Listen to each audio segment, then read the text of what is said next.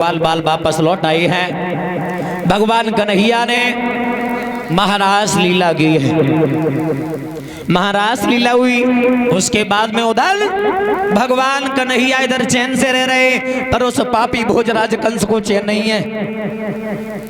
नारद बीड़ा को बजाते हुए नारायण नारायण करते हुए कंस के पास में जैसे ही आए, जवाब दिया भोजराज कंस। बोलिए महाराज। अब क्या बात है, क्यों चिंता में बैठे हो? चिंता की बात है, आपने बताया था वो कमल के पुष्प ले आना। हाँ, वो मंगा लिए, लेकिन वो कन्हैया बलराम मरे नहीं मरे। हाँ, पुष्प भी आ गए। तो एक उपाय हमारे पास में और है। कौन सी उपाय है महाराज, बताओ। तुम्हारे पास में धनुष यज्ञ है। हाँ, धनुष है।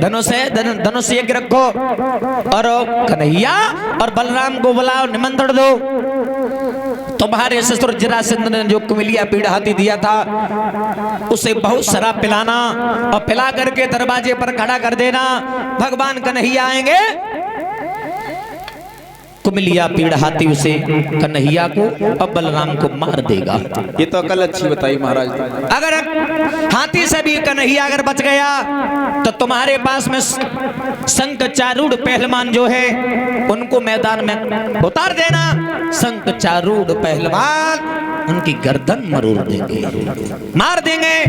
जवाब दिया, ये बात सत्य है। खत लिखा, वसुदेव के भाई जो थे अक्रूर, ये मथुरा में रह रहे थे, भोजराज कंस के शासन में रह रहे थे।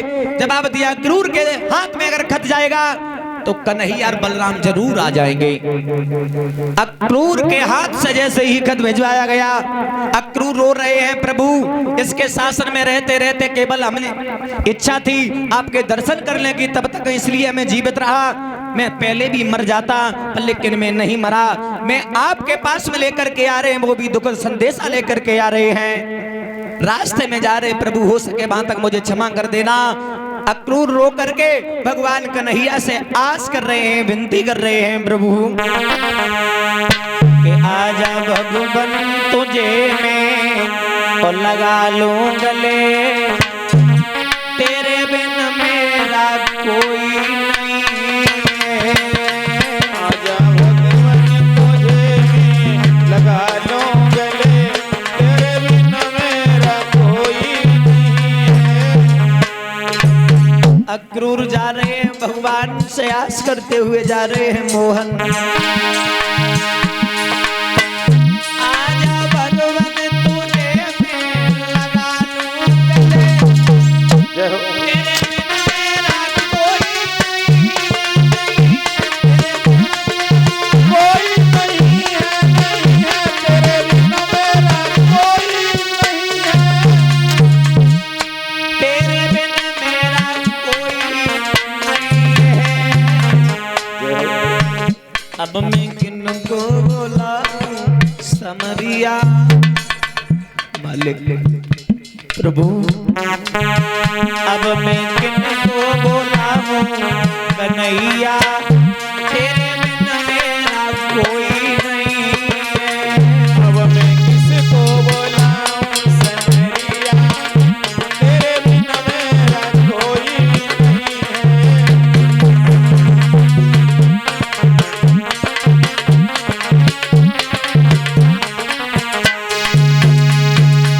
भगवान कन्हैया को जैसे ही खत दिया तो बाबा नंद कन्हैया तैयार हो गए। शाम को ही रथ सजवाने लगे, लंबी लंबी लाठियां रखने लगे उस रथ में। जवाब दिया, पता नहीं कंस ने कहीं राक्षस भेजे तो युद्ध तो कर सकते हैं हम।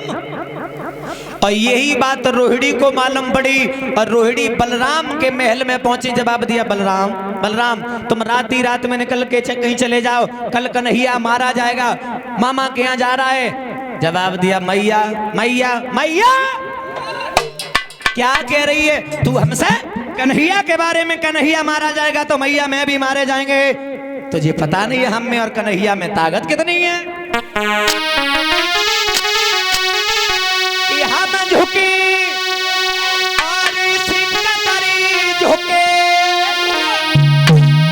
जैसे भेड़ी झुक जाती है, हम यूं भरे तो ऐसे भरे जैसे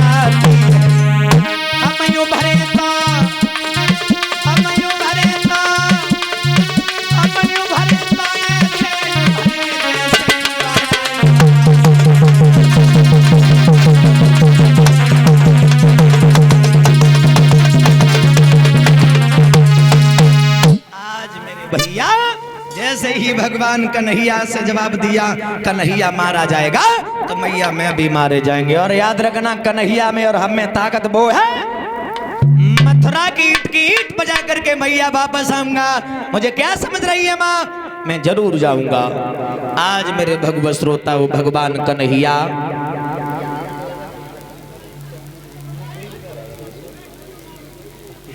भगवान कन्हैया सुबह जैसे ही चले हैं बाबा नंद और वसुदेव उधर सोच रहे, पता नहीं लाला मेरा कब आएगा। कन्हैया, दामा, मनसुका, बलराम भैया जैसे ही चले हैं आगे। आज मेरे भगवत श्रोता और राधा आ गई। राधा ने जवाब दिया, प्रभु कहाँ जा रहे हो? तुम्हें पता नहीं है? मामा के यहाँ जा रहा हूँ, धनुष यज्ञ है। राधा बोली, कब लौटे आए हो? हम परसों लौटे आओगे। परसों लौटे आओगे? भगवान कन्हैया बोले, राधा पागल हो? अरे मामा के यहाँ जा रहे, 2-3-4 दिन लग जाएंगे। इसमें मतलब ऐसे पूछने की क्या बात है? मैं वापस आ जाएंगे। एक सहेली पास में बैठी रहे, जवाब दिया, राधा तू बिल्कुल पागल है। ये काले हैं रूपेश, काले दिल वाले होते हैं, बहुत गहरे होते हैं, जे जा रहे हैं जे कभी वापस नहीं आएंगे। तो राधा ने कन्हैया की अंगुली पकड़ी और रो करके बोली,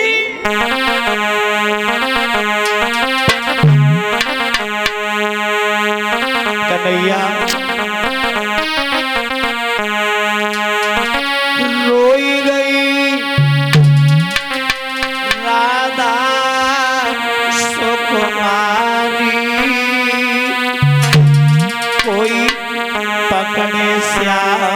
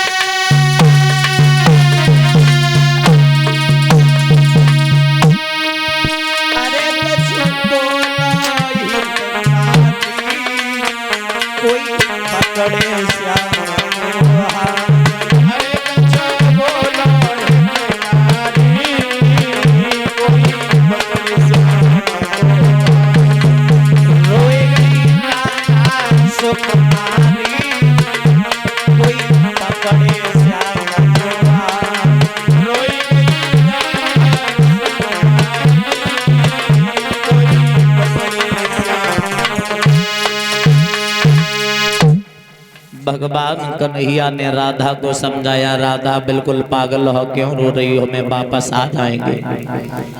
राधा को धीरज बनाई है। श्याम सुंदर जैसे ही आगे बढ़ी, राधा वहीं रह गई।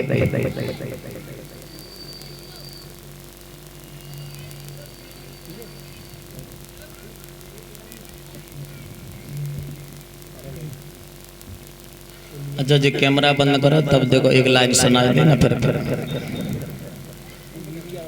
कैमरा बंद करो जी। अब कर देखो, माफ करो भैया जी, स्टूडियो की बातें हैं जी, वो तो केबन होता है बंद।